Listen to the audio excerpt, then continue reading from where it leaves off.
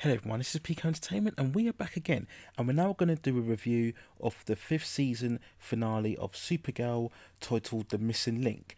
And as I've referenced previously with the reviews of the CW shows, we all know that they've all been affected by this current COVID-19 outbreak on here, and they've had to construct shorter seasons or premature endings to their seasons.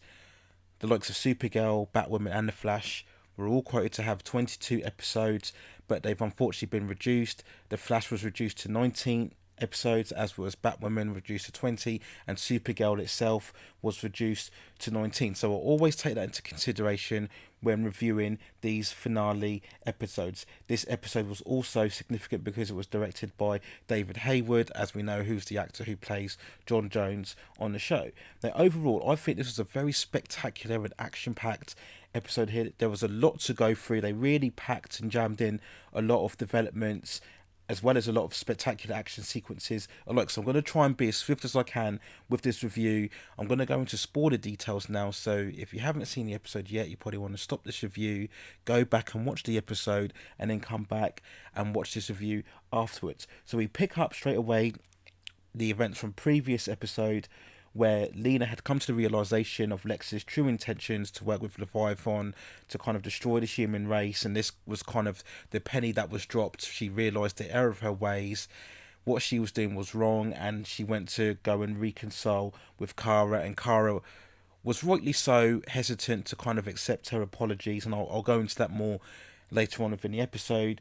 We also knew that Alex now was looking to kind of become a lot more in touch with her own ambitions, and she was looking to maybe become much more of a vigilante, a bit similar to what Jimmy Olsen had before. We also knew that the DEO building was destroyed due to the intentions of Leviathan, and Brainy was working on intentions to stop them in the future. So that's where we kind of picked up before at the end of the previous episode. So we go forward here, and we see now that Lex is shown in the Leviathan headquarters. They want to discuss how they're going to take out Supergirl. It's protected by some sort of radiation shielding, and we see Lex come under the impact of that. And then we later on see that the world enders, there's 3 of them now, that they're able to harness the kryptonite substance that they're going to use to go on to take on Supergirl. Later on, the team show up at Kara's house. Again, this is in the middle of Kara's reconciliation, or intended reconciliation, with Lena. They initially felt that because Lena has taken on this kind of dark path, that she was there to destroy Supergirl, but Kara tells them that no, Lena is there to help them, and begins the development of them working together now as a team. We go forward again, and this includes the fact that Alex now has developed a new costume, because she's been working on the past with the device that was handed to her by John in previous episodes. And again, this was a further development of Alex kind of rediscovering herself, rediscovering her role, and I think as well it's another way of giving her more superpowers, because we obviously have Supergirl, we have Brainy, we have Dreamer, we have John, and recently, of course, Magan has come back into play. So this is just to make Alex much more of a competent member of the team, just to give her a bit more of a leveling up, because previously she's just human, right? So if you want to keep her involved in all these action-packed battles of all these superpowered beings, you've got to give her a bit more power. So I didn't mind that, and yet Charlie, she always looks good anyway, and even in the original costume with the DEO, but she looked very good in the new costume. Like, it's a very kind of blue, slinky kind of outfit on here, and she had this kind of blue highlighted on her eyes. She looked very nice, very good on here. So we keep going with events, and they realise now that the world benders, they're fused with the kryptonite, so it's going to be very difficult for Kara to take them on. They have to somehow get to Lena's base, because Lena, as we've seen in previous episodes and seasons, has developed the anti-kryptonite suit. We all know that kind of blue-esque skin type body with this kind of big helmet on there, a bit like an Iron Man kind of intricate look about it that Kara's used in the past. So they have to find a way to get to that building without encountering the Worldbenders. So what John and Magan do, they disguise themselves as Kara, and that was a very good scene. We all know in the past where John has had to disguise himself as Kara. He doesn't like it, and that was very good where we see John and Megan looking themselves in the mirror and just trying out the outfit. They make reference to the pants, as we all know. That was a big feature of this season, Supergirl changing from the skirt to the pants outfit. So that was a very good little humorous scene on there. We move forward and we see again that the Leviathan now, they're clearly working together with Lex. They hand him the kind of radiation pin, I think, that enables him to infiltrate the base without coming under the effects of the radiation shielding on him. So again, there's discussion between him and Brainy about their intentions and what they want to do. Brainy knows he's got to stop the world benders, but at the same time, he doesn't want to destroy his friends. And that conflict we see escalate later on. And then we get to some really action-packed sequences here where we see now John and Mangana disguised as Supergirl, and of course the Worldbenders track them down, and we get some terrific action set pieces here. We get the three Worldbenders, and we see them transmitting all their special abilities. We all know the older man with the white beard, he can move the earth and the ground, and then we see the others, they're transmitting from the sky. They have the kind of green light and yellow and blue effects on here. It's all fantastic to watch. You know, this is really where you kind of see the budget more emphasized more throughout the effects and this special action sequences. It was great stuff. It was really rattling along at a great pace on here. One criticism I did want to put is that the Worldbenders, again, they were underdeveloped, just a bit like the witches and the world killers from season 3, if you remember, when we had Rain on there joining forces with a team, and they lacked a bit of development. Again, this was probably effect of the current events, and maybe had we had the full complement of the 22 episodes, we would have got a bit more development with the Worldbenders on here. But it was all very good, action packed, very intense stuff here. It was great to watch, you know, good stuff on here. We keep going and we go to William now, and it's found out that he was investigating Eve Tessmacher, who they suspected, as we saw from the previous episodes. Kara finds out that William's gone to investigate. She's worried because they know of Eve Tessmacher's intentions, that she's working with Lex. She wants to help him, but realises she's got to stay put until the suit is ready. We see later on that Gemma is communicating with the main boss, which I don't think is revealed, and this is really distressing effects that we see how Gemma is put under pressure with this metallic effect. She's got this kind of cybernetic look about her. Really just vivid stuff effect on here that Lex sees as she's coming into play. So we know there's a person higher up in the hierarchy of Leviathan. We later on see to another scene with Brainy at the alien bar, where we all know from previous seasons where the aliens meet up and hang out. And we have the other person that he was working with before in the previous episodes, where we had the various indications of or incarnations of Brainy from the various universes. If you remember going back earlier on in the season, Brainy indicates that he doesn't want to kill the Worldbenders, he wants to bottle them up. He has this kind of plastic container, if you like, where he wants to use them.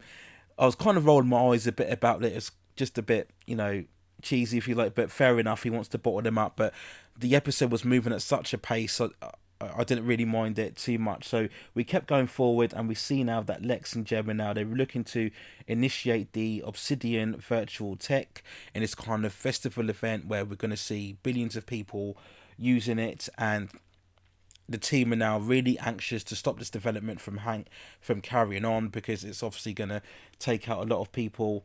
We see Alex infiltrate the building later on and get the information and extract it further on. She's connecting now, communicating with Lena, who's taking the information, and we get a great scene here, and I think this is one of the best scenes of the season. This is one of the more necessary scenes throughout the season. Just quickly, I've never agreed with this whole villainous take with Lena. I've pointed that out before.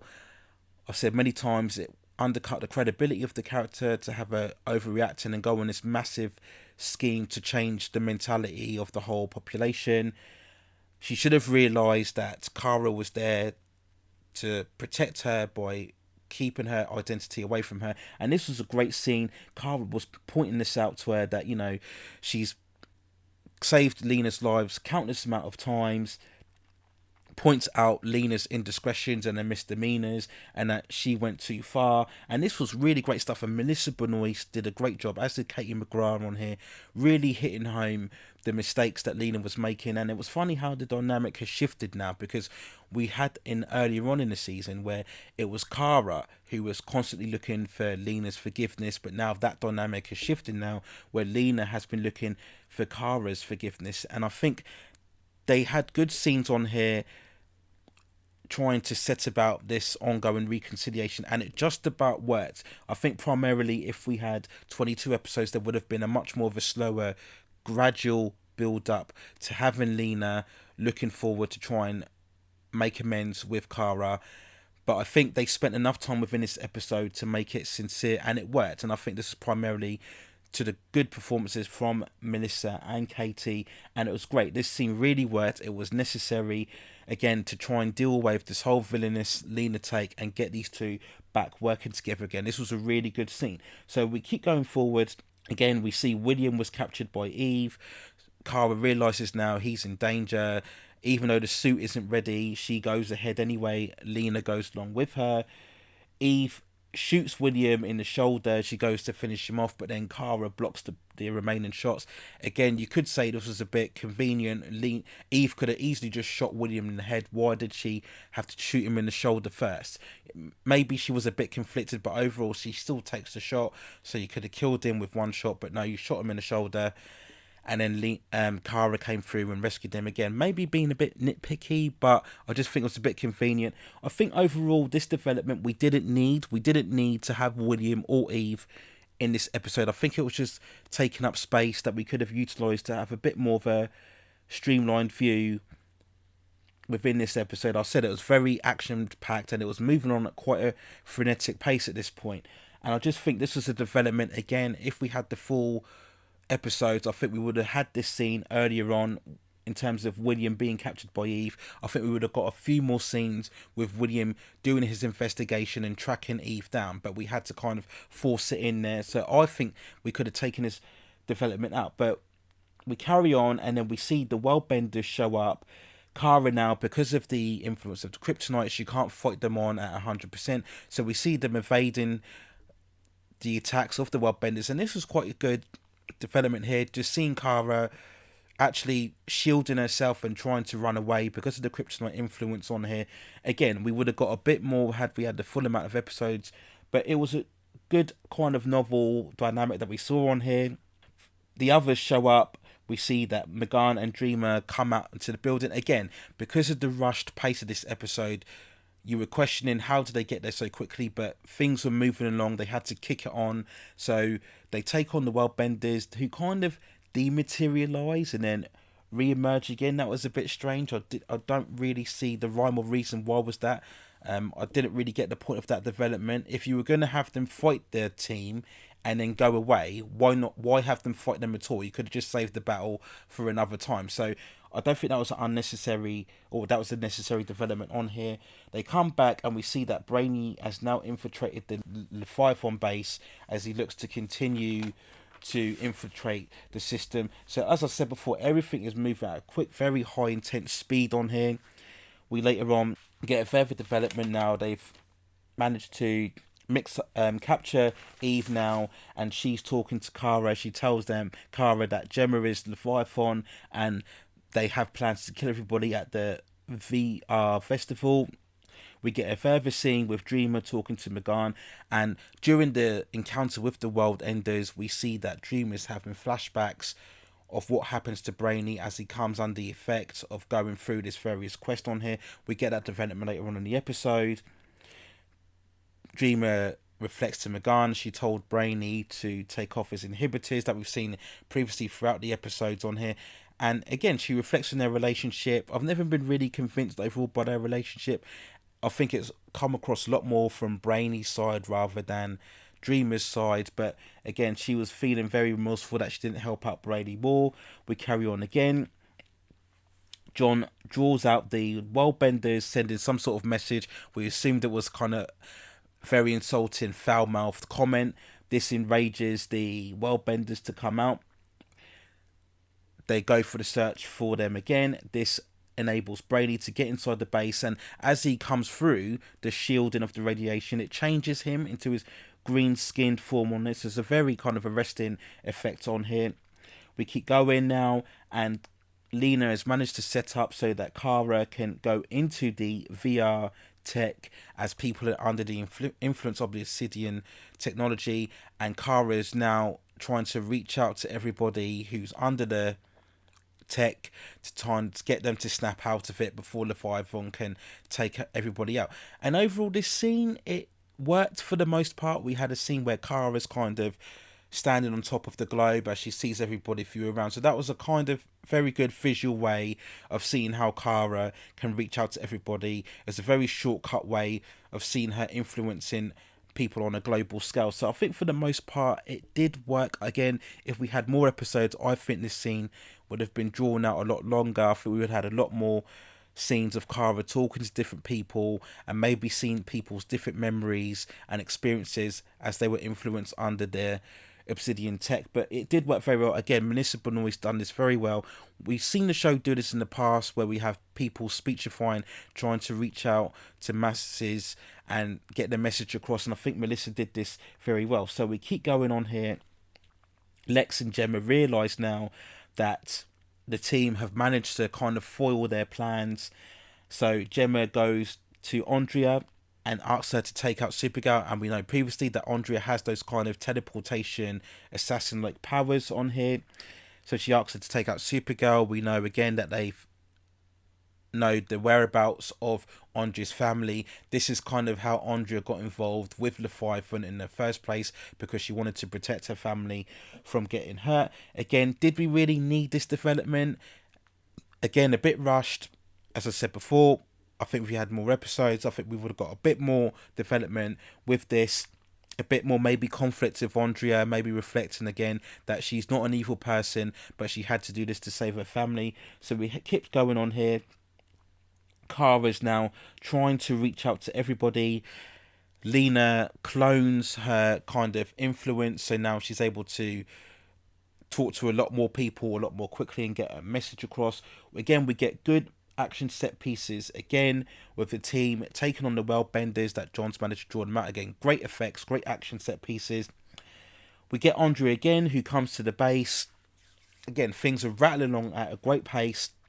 Lena now puts herself in the way of Andrea as she has the kryptonite kind of dagger. She wants to kill Lena, but again, this is again just reinforcing the relationship with Lena, getting her to see the error of her ways and sticking up for Kara, protecting Kara. She manages to reach through to Andrea, gets her to submit, and she takes the kryptonite dagger away from her. Again, are we going to see that going forward for the next season? Where's that kryptonite dagger? Where is it going to end up? So that'll be very interesting to see. Kara manages to reach through to everybody, gets them to exit the simulation. Brainiac manages to deactivate the system, and he bottles the world enders. Gemma, it seemingly she's killed because again the person higher up doesn't like the fact that the plan has been foiled now, and again we kind of get that metallic effect on here. Lex managed to show up at the base, and again this is another effect of the episode because he shows up there really quickly. You got to remember he has no teleportation device as far as I know, so he would have had to driven over to the base, but he shows up there straight away. So again, this is just a case of them now just trying to get the story and push on events going forward. He ends up with Brainiac again, who's come under the effects of being under the kind of different form in terms to bottle up the world enders. He foiled Lex's plan. Lex is angry. Brainy thinks he's got the one up on Lex, but Lex takes the kind of case that has the world enders, or world benders rather, away from Brainiac, and he's going to use those in the future. Dreamer realizes now that Brainy is under danger, tries to connect with him. We see Eve is connected with her mother again. Again, I didn't really care too much about that. That they just got that development out of the way. I'm not sure what Eve's role was going to be in the future going ahead for season 6. If she's really required at this point, I'm not sure. They might try and spin up the Lex Revenge angle. She wants to get revenge on Lex because he manipulated her, so they might try to get that going forward for season 6, who knows. But again, I don't mind if we didn't see Eve for the following season. Again, Lena and Supergirl would get another great scene of them reconciling, and I'm happy now that we can get past this whole dark villainous Lena arc. Kara and Lena have worked out their differences. They're working back together again. All great, fantastic to watch. Katie McGrath, again, she looks very good as always. And, you know, it's just great to watch. Great scenes, and there's a really good chemistry between these two. So I'm just glad we could get over this and have Kara and Lena working back together again. And then we get the kind of cliffhanger at the end where we see that Lex has gone through now, and he gives the container to his mother now, who we all know previously was working with Cadmus, but in this new post-crisis reality, she's free and out there in the world. So it'll be interesting to see going forward for season 6 what they do in terms of that container and how they're going to take on Supergirl and her team going forward. So overall, I do think this was a very spectacular, very action-packed episode. It probably was the best of the finales of the 3 series, Flash, Batwoman included in that. I think it was the best. I think the cliffhanger wasn't as compelling as what we got with the Flash and what we got with Batwoman. And again, this was an episode where you could clearly see they were kind of rushing developments through, and this really had enough to have 2 episodes in it. It was kind of 2 episodes jam-packed into one.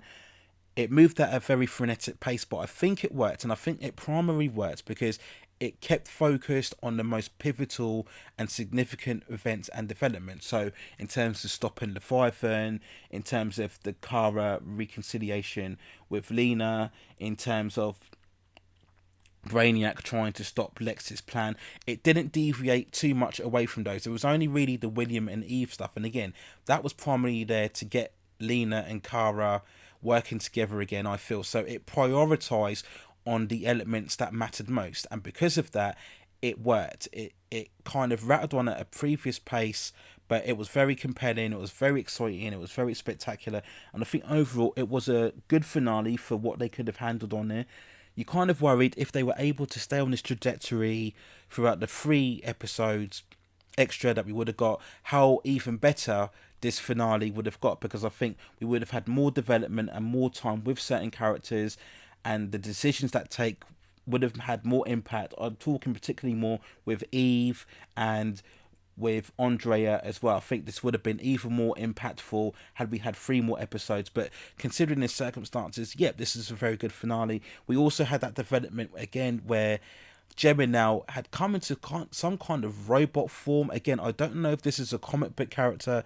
People who were versed more in the comic book mythos might be able to tell me who this comic book character is, but that was a very spectacular development. Things were moving too quickly, I think, for the cliffhangery elements to matter, but that'll be interesting to see going forward for season 6. But overall, I think a very good finale for what has been a very differentiating season. I'll talk about that more in the season review. That I think this has been a bit of a step down from the previous 2 seasons, but this finale, yep, it kind of propped this season up a bit more, and I think overall, given the circumstances, this is a very good installment and a very good way to close out this 5th season. So those are my thoughts overall on the season 5th finale for Supergirl. Let me know what you think in the comments below. Did it justify this season? How have you been finding this 5th season? Do you think it's been as good as previous years, or do you think it's kind of had a few issues and a few problems, but did this finale provide a worthy end? So let me know what you think in the comments below. Take care of yourselves, and I will see you very soon.